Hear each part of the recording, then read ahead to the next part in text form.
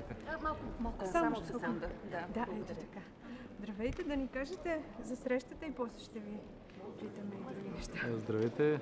Днес беше поредната среща на Съвета правосъдие и вътрешни работи.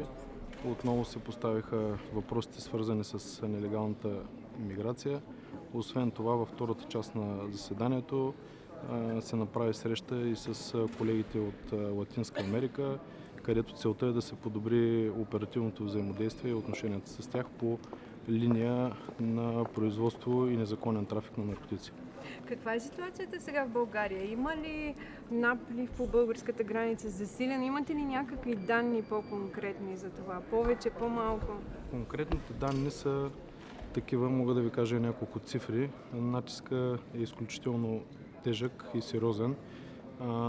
До момента от началото на годината България е недопуснала около 160 хиляди опита за незаконно преминаване на българската граница, което в сравнение с същия период за изминалата година те са 100 хиляди.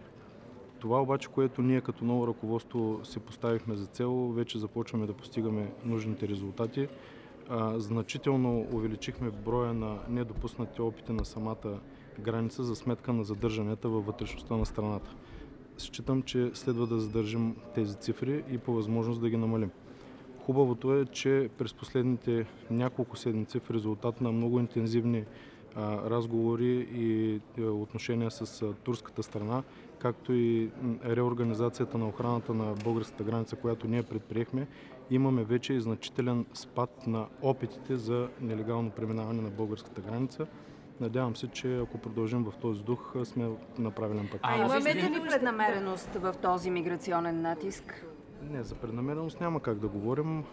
Ние сме категорични, че България следва да бъде приета в Шенген. Това ще даде много силен, ясен и положителен знак за единството на Съюза. И то в момент, в който всички държави сме изправени пред така сериозен проблем по линия на сигурността. Поставихте ли с колегите си от Нидерландия? Да, в днешния ден, освен заседанието, имах двустранни срещи с множество колеги, вътрешни министри, а именно с колегата от Румъния, от Гърция, колегата от Австрия, не на последно място, и също така много важна среща с колегата от Испания, които председателстват в момента съвета. На всички тези срещи обсъдихме ситуацията, която е в момента, кой е в каква позиция. Категорично заявявам, имаме подкрепата от всички. Разчитаме много на испанското председателство. С Австрия предстои много важно посещение, което е планирано преди повече от 2 месеца. То ще се случи на 4 октомври, където премиера на България академик Денков с делегация, в която ще участвам аз, ще посетим Австрия.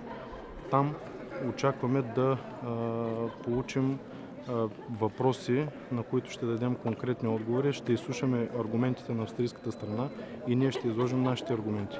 Другото, което предстои с Австрия, е посещението на австрийския председател на парламента на 10 октомври. Това също са много важни срещи. Считам, че сме в правилна посока и ще направим всичко възможно да променим позицията на Австрия и Нидерландия за приемането ни в Шенген. А днеска имахте ли среща с колегата от Нидерландия? Не казахте нищо? Не, с него днес точно нямах среща. Среща беше предимно с Австрия.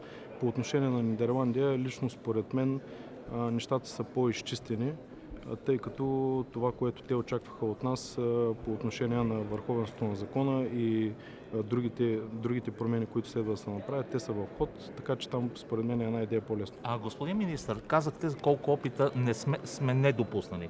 А колко опита са реализирани за преминаване на българската граница и всяка седмица поне по 2 инцидента четем и слушаме по медиите в България с коли с мигранти.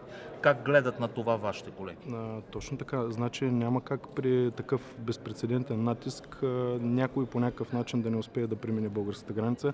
Имаше дни в предния месец, при които незаконните опити за преминаване на българската граница бяха между 1000-1500 на денонощия. Успоредно с това, пак казвам, че ние успяхме да намалим задържанията във вътрешността на страната, което означава, че службите на Министерството на вътрешните работи активно противодействат на самата граница. А как гледат на тези истории с гонки с коли, с мигранти, вашите колеги? За съжаление, тези гонки ги има. Нелегалните мигранти и най-вече хората, които извършват техния превоз, стават изключително дръзки и всеки ден ставаме свидетели на гонки с лица, които превозват мигранти. Фактът е такъв и от вчера имаме няколко такива случая.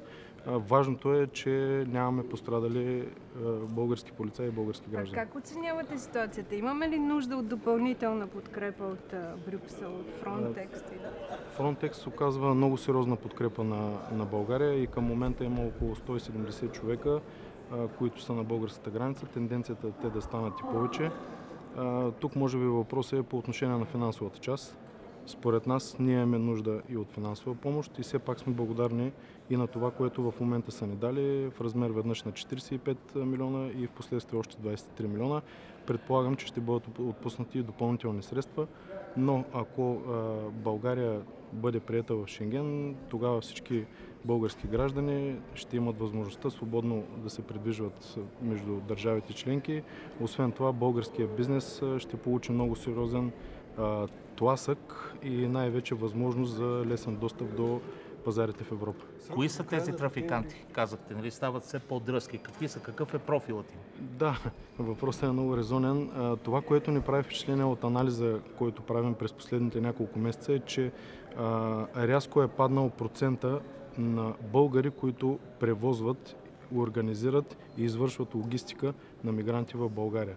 Става въпрос предимно за лица от Украйна, Молдова, Полша и други държави. Общо взето палитрата е доста сериозна, но българите са все по-малко. Срока до края на годината за Шенген остава ли реален според вас? Да, според мен е абсолютно реален и резонен този срок. Ние ще направим абсолютно всичко възможно съвместно с Испания. Декември месец да бъде поставен въпроса за приемането на България и Румъния в Шенген. А предимно на методите на убеждение ли ще разчитаме или може да прибегнем примерно на натиск като Румъния, която каза, че може да наложи обструкции на Австрия за НАТО, например?